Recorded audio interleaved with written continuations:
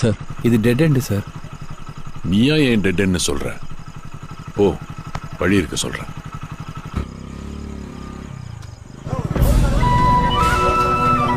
இங்க நிறுத்திக்க. சார் இந்த இடத்துல எப்படி சார் இவ்வளோ கூட்டம்? அவன் இடத்த நம்பி ஆரம்பிக்கல, அவனை நம்பி ஆரம்பிச்சிருக்கான். அவன் எங்க கடை வச்சாலும் கூட்டம் அவனை தேடி வரும். அப்படி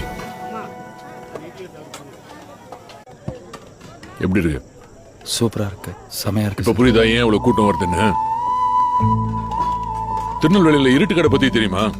ஆ தெரியும் சார். ஒரு காலத்துல கோயில் எதிர்த்தாப்புல கரண்டே இல்லாம இருட்டுல ஆரம்பிச்சுது. அதனாலதான் பேர் இருட்டு கடை.